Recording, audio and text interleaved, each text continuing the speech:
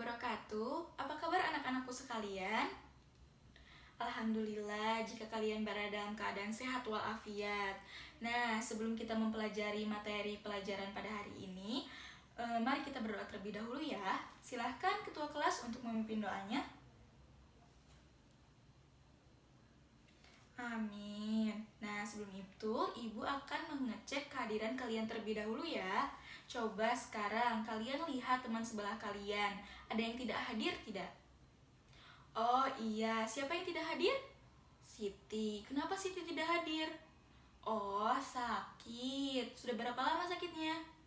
Oh, baru hari ini ya.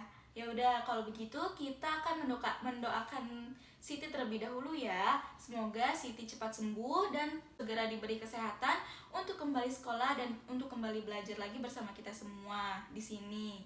Amin ya rabbal alamin. Pada minggu lalu kita telah mempelajari mengenai ekosistem. Ada yang masih ingat apa itu ekosistem? Ya, silahkan Reza. Tepat sekali. Nah, hari ini kita akan mempelajari mengenai keanekaragaman hayati. Mempelajari keanekaragaman hayati ini memiliki banyak sekali manfaat. Apakah ada yang tahu apa saja manfaatnya? Ya, Eko silahkan boleh? Benar. Nah, tadi Eko menyebutkan bahwa manfaat mempelajari keanekaragaman hayati yaitu dapat mengetahui adanya ketergantungan antara makhluk hidup. Nah, ada lagi yang tahu selain itu? Ya, silahkan Adelia. Tepat sekali. Manfaat yang kedua yaitu kita dapat mengetahui ciri dan sifat masing-masing jenis. Ada lagi selain dua itu? Tidak ada yang tahu? Nah, Ibu tambahkan ya, manfaat yang ketiga yaitu kita dapat mengetahui kekerabatan antar makhluk hidup. Mempelajari keanekaragaman hayati ini tentunya banyak sekali manfaatnya ya. Dan Ibu harap kalian tetap semangat untuk mempelajari keanekaragaman hayati ini karena keanekaragaman hayati ini sangat penting bagi kehidupan manusia. Sebelum kita memulai pembelajaran mengenai keanekaragaman hayati ini, Ibu akan menyampaikan beberapa tujuan dari pembelajaran kali ini. Setelah kalian mempelajari materi ini, kalian diharapkan yang pertama dapat menjelaskan pengertian keanekaragaman hayati. Yang kedua, kalian diharapkan dapat mengklasifikasikan berbagai tingkat keanekaragaman hayati yang berada di Indonesia. Dan yang ketiga, kalian diharapkan dapat menganalisis ancaman dan upaya pelestarian keanekaragaman hayati di Indonesia. Anak-anak, sekarang Ibu akan menayangkan video tentang keanekaragaman hayati. Kalian duduk secara berkelompok dan kalian harus memerhatikan dan memahami isi dari video yang akan Ibu tayangkan. Kemudian Ibu akan memberikan lembar kerja peserta didik ini kepada kalian dan diharapkan kalian mengisi pertanyaan-pertanyaan yang berada di LKPD ini secara berkelompok. Nah, sekarang perhatikan terlebih dahulu ya videonya. Simak baik-baik ya. Kata keanekaragaman hayati mungkin pernah Anda dengar, tapi apa arti kata tersebut sebenarnya? Keanekaragaman hayati berada pada 3 tingkatan, spesies, ekosistem, dan gen. Setiap tumbuhan, hewan, serangga, atau mikroorganisme selalu berasal dari satu kelompok spesies. Hanya yang berasal dari spesies yang sama dapat berkembang biak dan memiliki keturunan. Mereka terlihat hampir sama dan memiliki gen yang sangat mirip satu dengan yang lainnya. Sebenarnya, kita tidak tahu berapa jumlah akurat spesies yang ada di bumi. Jumlahnya diperkirakan sekitar 30 juta spesies. Para ilmuwan telah berhasil mengidentifikasi 2 juta spesies dan setiap tahun 15.000 spesies baru berhasil ditemukan dan diidentifikasi.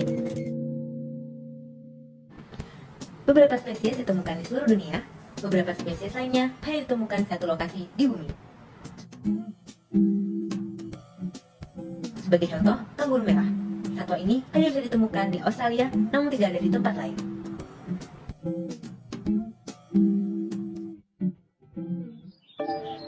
Keanekaragaman terjadi di dalam ekosistem. Ini adalah tempat di mana tanaman dan hewan hidup bersama. Sebuah ekosistem dapat berupa hutan, terumbu karang, danau, atau bahkan padang pasir. Beberapa ekosistem sangat tinggi keragamannya dan menjadi tempat bagi banyak spesies, sedangkan yang lainnya dengan kondisi tempat hidup yang sulit sehingga menghasilkan tingkat keanekaragaman hayati yang rendah. Para ilmuwan menyebut tempat yang memiliki keanekaragaman hayati tinggi sebagai hotspot. Ekosistem ini adalah tempat dengan kondisi iklim yang sangat bersahabat membentuk keanekaragaman hayati yang luar biasa. Gen bertanggung jawab terhadap pembentukan fisik suatu spesies, di mana spesies tersebut hidup dan bagaimana cara memperbanyak diri. Makhluk hidup terlihat sama dalam setiap spesies, namun terdapat perbedaan kecil antara satu individu terhadap individu lainnya. Perbedaan-perbedaan kecil ini memungkinkan spesies untuk beradaptasi dan bertahan dalam lingkungan yang berubah. Keanekaragaman genetik seperti arsip dasar biologi yang sangat besar dengan sebuah harta karun yang belum diketahui. Hal ini dapat membantu manusia memecahkan berbagai tantangan di masa depan. Keanekaragaman hayati memiliki nilai tersendiri. Hal ini dihargai dalam kebudayaan, spiritualitas, dan pendidikan. Kita menggunakan keanekaragaman hayati untuk kesehatan dan rekreasi, dan kita bergantung pada barang dan jasa yang disediakannya.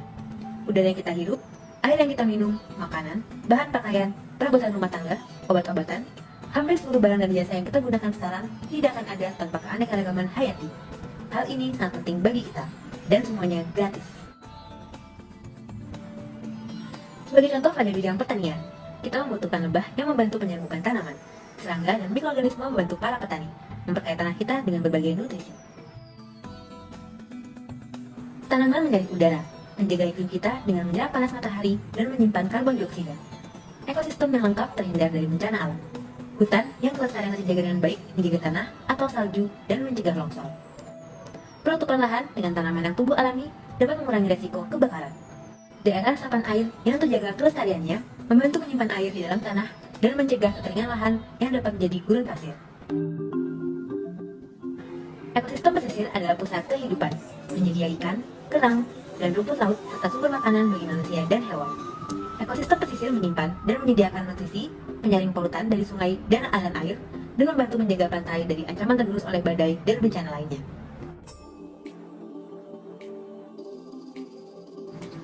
Terumbu karang adalah hutan rimba di dalam laut.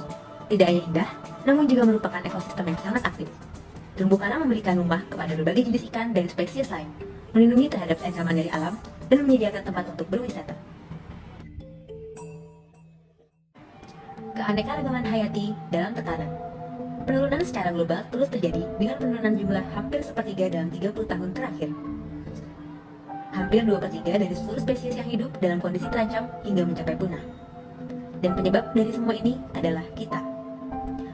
5 ancaman utama terhadap keanekaragaman hayati berkaitan dengan kegiatan manusia. Kerusakan parah pada ekosistem, perubahan yang terjadi di alam seringkali berakibat buruk pada satwa liar dan tanaman. Eksploitasi berlebihan, penangkapan ikan yang berlebihan, perburuan dan penerbangan mengakibatkan persediaan di alam hampir punah. Pencemaran air, sampah rumah tangga, limbah industri dan pertambangan serta pupuk mencemari sumber air bersih dan ekosistem laut. Perubahan iklim, pertanian, pembakaran bahan bakar fosil, penggundulan hutan dan aktivitas industri melepaskan gas rumah kaca lebih banyak yang membuat atmosfer kita semakin panas. Spesies invasif, hewan dan tanaman yang berasal dari satu bagian dunia ke bagian dunia lain kadangkala menyebar cepat dan menyingkirkan spesies asli daerah tersebut. Sebuah ekosistem dapat diibaratkan sebagai sebuah keseimbangan. Semakin tinggi keanekaragaman hayatinya, maka semakin mudah untuk pulih dari gangguan seperti kebakaran, banjir, dan serangan hama. Kemampuan seperti itu disebut daya lenting. Daya lenting memiliki batas tertentu. Aktivitas manusia cenderung jauh melampaui batas tersebut. Ketika batas tersebut dilanggar, maka sistem menjadi tidak seimbang dan akhirnya runtuh. Konsekuensinya adalah terbatasnya makanan, air bersih, sumber energi, obat-obatan, dan bahan lainnya. Para ilmuwan bekerja keras untuk memecahkan batas ini, namun tidak dapat memprediksi dampak di masa depan dengan pasti. Namun demikian, ada kecenderungan yang jelas bahwa di seluruh dunia, jumlah penduduk, ekonomi, dan standar hidup meningkat. Kebutuhan makanan, energi, dan tempat tinggal naik 2 kali lipat sejak 1960-an. Pada periode yang sama, sepertiga keanekaragaman hayati yang ada punah. Kepunahan ini adalah tantangan bagi dunia. Dengan demikian, Kesepakatan global untuk konservasi keanekaragaman hayati diperlukan, namun sulit untuk dicapai. Perlindungan, pemulihan, dan pelestarian keanekaragaman hayati dapat berdampak pada kita, baik pada kita pribadi, pada keluarga, pada desa atau kota tempat tinggal kita, atau pada tingkat wilayah yang lebih luas. Terutama pada saat krisis ekonomi, keputusan mengalokasikan dana untuk perlindungan keanekaragaman hayati mungkin kurang populer. Oleh karena itu, pengumpulan pendapat dan pandangan masyarakat luas penting untuk dilakukan. Masyarakat seperti Anda dapat memberikan informasi yang sangat berguna bagi pembuat keputusan untuk mendiskusikan langkah-langkah yang akan diambil bagi perlindungan keanekaragaman hayati. Sekarang, setelah kalian menyimak video yang telah Ibu tayangkan tadi, Ibu akan membagikan LKPD ini kepada masing-masing kelompok untuk dikerjakan secara berkelompok ya. Nah, perwakilan dari masing-masing kelompok 1, 2, 3 silahkan mengambil LKPD-nya. Ibu beri waktu 10 menit untuk mengerjakannya ya. Untuk menggali informasi yang lebih dalam lagi mengenai keanekaragaman hayati, buat anak-anakku yang membawa smartphone dan laptop, silahkan mencari informasi melalui internet tentang keanekaragaman hayati. Sementara yang tidak membawa smartphone dan laptop, boleh membuka buku paketnya yang kalian pegang. Ya, sudah 10 menit ya, waktunya sudah habis. Silahkan kelompok 1 maju untuk mempresentasikan hasil diskusi kelompoknya. Terima kasih kelompok 1. Sekarang kita akan mendengarkan presentasi dari kelompok 2. Silahkan kelompok 2 untuk maju ke depan. Terima kasih kelompok 2. Dan yang terakhir kita akan mendengarkan bersama presentasi dari kelompok 3. Silahkan kelompok 3 untuk maju ke depan. Dari ketiga kelompok tersebut telah mempresentasikan hasil diskusinya, Ibu akan bertanya nih kepada kelompok 3 mengenai materi yang dipresentasikan oleh kelompok 1. Ibu akan bertanya, pertanyaannya yaitu, apa yang dimaksud dengan keanekaragaman hayati? Silakan kelompok 3 untuk menjawab. Tepat sekali. Ada yang ingin menambahkan? Bagus, jawabannya sudah benar. Jadi, keanekaragaman hayati itu merupakan keanekaragaman pada makhluk hidup yang menunjukkan adanya variasi bentuk, penampilan, ukuran, serta ciri-ciri lainnya. Nah, keanekaragaman hayati ini juga disebut sebagai biodiversitas. Selanjutnya, Ibu akan bertanya kepada kelompok 2 mengenai yang dipresentasikan oleh kelompok 3. Pertanyaannya yaitu, sebutkan macam-macam tingkatan keanekaragaman hayati. Silahkan kelompok 2 untuk menjawab. Bagus, ada yang ingin menambahkan? Tepat sekali. Jadi, keanekaragaman hayati itu dibagi menjadi 3 tingkatan. Yang pertama, keanekaragaman hayati tingkat gen. Yang kedua, ada tingkat jenis. Dan yang ketiga, ada tentang ekosistem. Nah, Ibu akan bertanya lagi kepada kelompok 2. Apa sih perbedaan dari keanekaragaman hayati tingkat gen, jenis, dan ekosistem? Silahkan kelompok 2 untuk menjawab. Tepat sekali. Jadi, keanekaragaman gen itu merupakan variasi atau perbedaan gen yang terjadi dalam suatu jenis atau spesies makhluk hidup. Contohnya yaitu seperti bunga mawar. Bunga mawar itu ada yang berwarna merah dan putih. Nah, hal itu merupakan contoh dari keanekaragaman hayati tingkat gen. Karena mawar merah dan mawar putih itu terlihat perbedaan dari warnanya yang merupakan variasi atau keanekaragaman tersebut. Selanjutnya, keanekaragaman jenis. Keanekaragaman jenis ini dapat diartikan sebagai perbedaan yang dapat ditemukan pada komunitas atau kelompok berbagai spesies yang hidup di suatu tempat. Contoh dari keanekaragaman jenis ini yaitu ada kacang. Kacang ini misalnya kan ada kacang tanah, kemudian ada kacang kapri, dan lain sebagainya. Nah, yang terakhir ada keanekaragaman ekosistem. Keanekaragaman ekosistem ini dapat diartikan sebagai hubungan atau interaksi timbal balik antar makhluk hidup yang satu dengan makhluk hidup yang lainnya, dan juga antara makhluk hidup serta lingkungannya. Nah, contoh dari keanekaragaman ekosistem ini yaitu yang pertama ada ekosistem laut. Nah, ekosistem laut ini terletak di wilayah sekitar puncak, gunung, atau di daerah dingin sekitar kutub dan didominasi oleh tumbuhan yang berlumut. Kemudian contoh yang kedua ada ekosistem hutan konifer yang didominasi oleh tumbuhan yang berdaun seperti jarum. Dan yang terakhir ada ekosistem gurun yang memiliki perbedaan suhu mencolok antara siang dan malam, angin kencang, iklim panas, dan hujan yang sangat sedikit, serta didominasi oleh kelompok tumbuhan xerofit seperti kaktus. Selanjutnya Ibu akan bertanya kepada kelompok 1 mengenai materi yang sudah dipresentasikan oleh kelompok 2.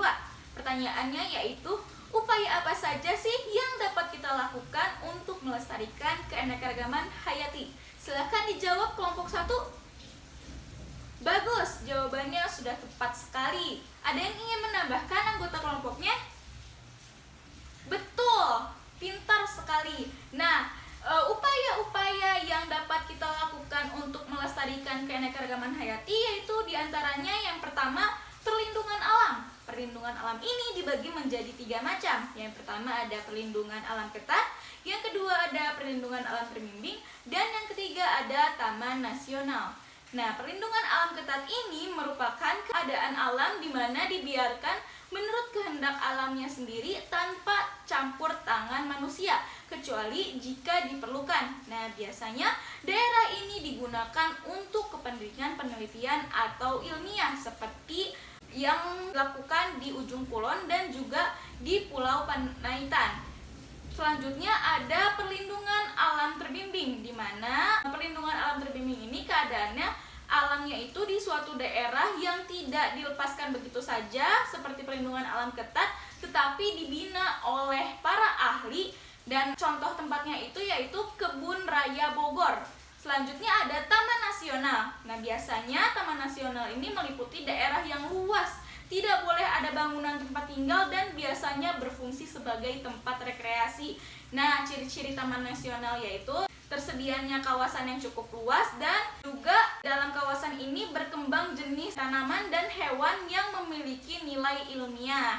Ada juga pengawatan hutan, di mana pengawatan hutan ini kita melakukan tindakan diantaranya tidak melakukan penebangan pohon di hutan secara semena-mena, tetapi dilakukan dengan sistem tebang pilih. Kemudian mengusahakan agar penebangan pohon diimbangi dengan penanaman kembali, dan juga mengadakan peremajaan hutan dan reboisasi dan mencegah kebakaran hutan.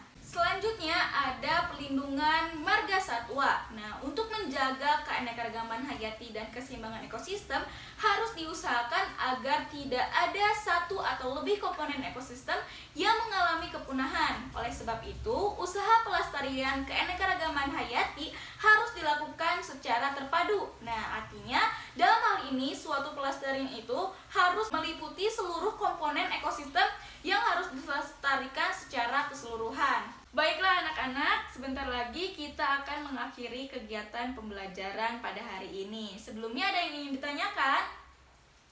Alhamdulillah, jika tidak ada yang ingin ditanyakan, berarti kalian sudah memahami materi mengenai keanekaragaman hayati. Selanjutnya kita akan menyimpulkan bersama-sama apa itu keanekaragaman hayati. Silakan, ada yang ingin menyimpulkan?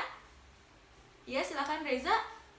Benar sekali. Apa yang telah disampaikan oleh Reza mengenai apa itu keanekaragaman hayati sudah sangat tepat. Jadi Ibu tidak akan menjelaskan kembali apa itu keanekaragaman hayati. Keanekaragaman hayati dibagi menjadi 3 tingkatan. Yang pertama ada apa? Gen, benar. Yang kedua ada apa? Jenis, benar. Dan yang ketiga ada apa? ekosistem. Benar sekali. Nah, Ibu harap materi pembelajaran kali ini akan berguna ke depannya untuk kehidupan kalian semua. Dan Ibu harap juga kalian tidak bosan mempelajari biologi, karena biologi ini sangat penting untuk kehidupan manusia. Dan selanjutnya untuk materi minggu depan kita akan mempelajari mengenai Plantae. Maka dari itu silahkan kalian baca mengenai Plantae agar informasi kalian mengenai Plantae bertambah luas. Selanjutnya mari kita tutup kegiatan pembelajaran kali ini dengan membaca Alhamdulillahirabbil alamin. Terima kasih kepada murid-murid semua yang telah memperhatikan dari awal pembelajaran hingga akhir. Sampai berjumpa di pertemuan berikutnya. Wassalamualaikum warahmatullahi wabarakatuh.